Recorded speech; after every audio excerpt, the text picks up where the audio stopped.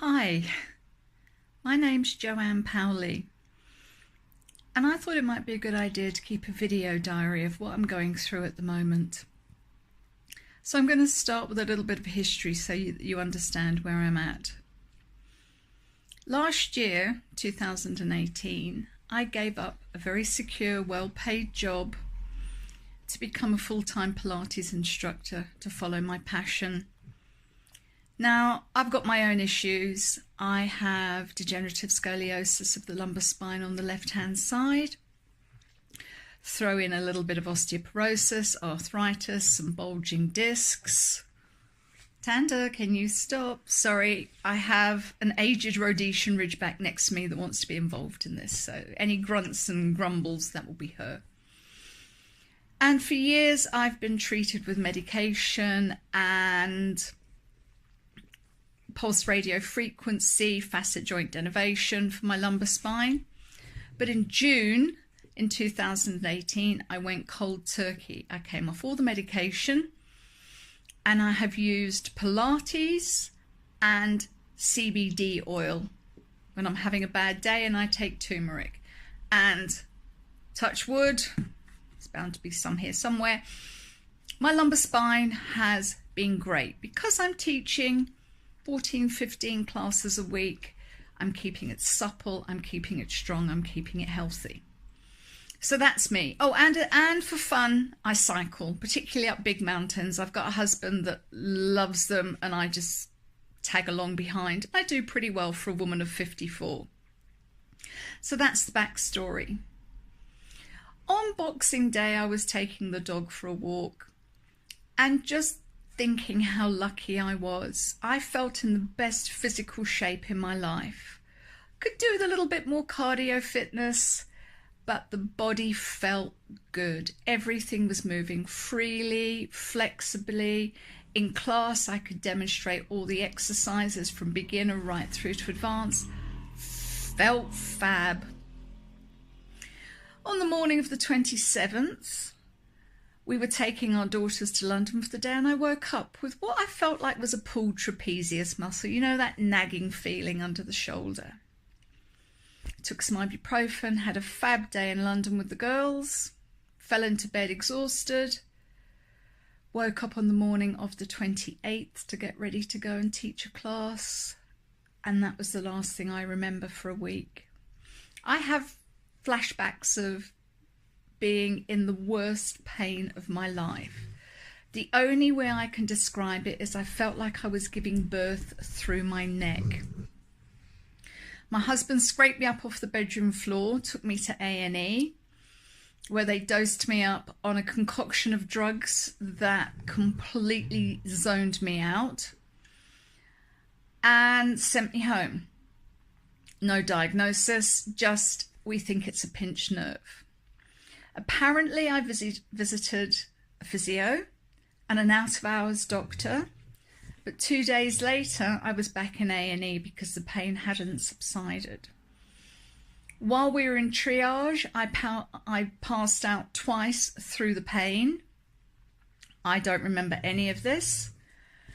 Eventually got to see somebody in the surgical assessment unit who looked at me and said, "We think you've trapped the brachial plexus. It could be a herniated disc."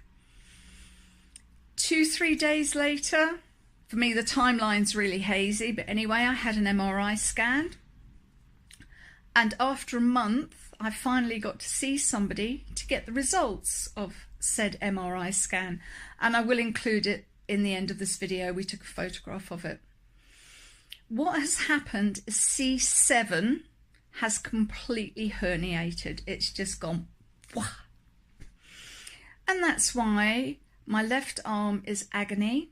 There's no pain in my neck, which is the bizarre thing, but the pain started under my shoulder blade. It runs round the edge of the scapula, into the shoulder, down into the trapezius muscle, into the elbow, and then I've lost sensation in my fingers. Okay, we guessed that what it was by the pattern of movement, the pattern of pain. I saw one osteopath. He didn't do much for me. I saw another osteopath. who I was making reasonable progress with. In fact, a couple of days I woke up and I thought, yay, I'm not in pain this morning. For the first couple of hours of the day, the arm didn't hurt. And I was starting to think there was light at the end of the tunnel. But remember, at this point, I still hadn't seen my MRI. We were just going on what we'd guessed.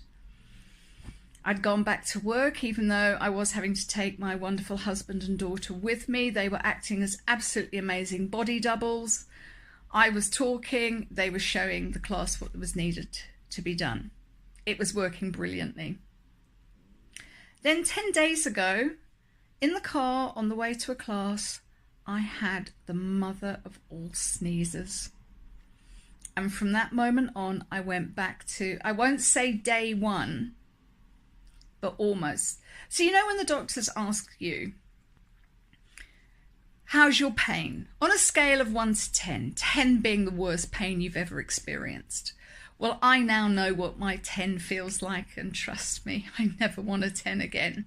However, after the sneeze, I was back to about a 9, sometimes a 9.5.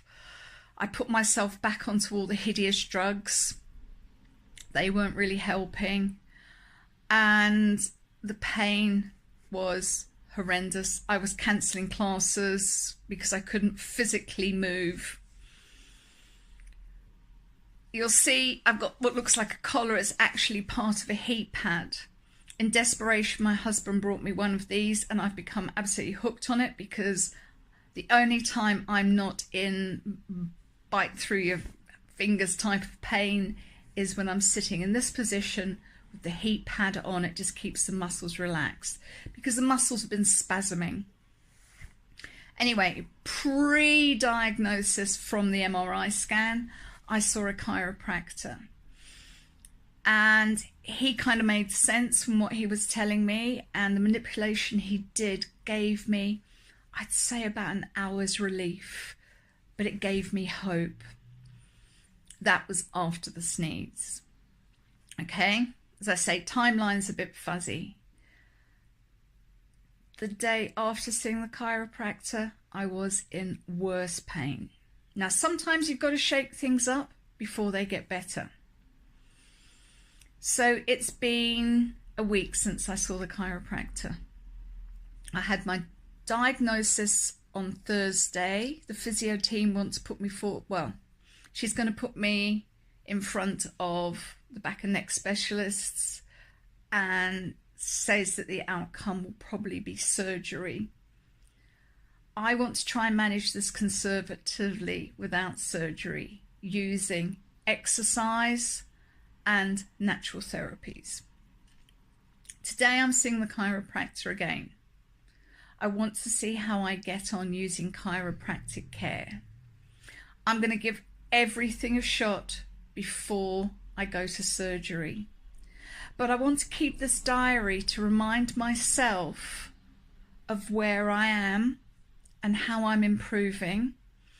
And even if I only improve 1% every day, it's an improvement. And also I want to share it with other people who are having, nobody's going to have an identical journey because we're all different, but similar journeys. Also, I want to get my body back to where I was on Boxing Day. I want to feel as good as I felt. I want my body to be as strong and fluid as it was that day.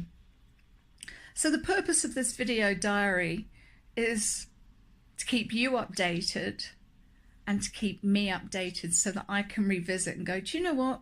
Yesterday was shite. Today's better. I know it's going to be a long journey. It's going to be baby steps. But I want to do it right. This is my career now. I cannot afford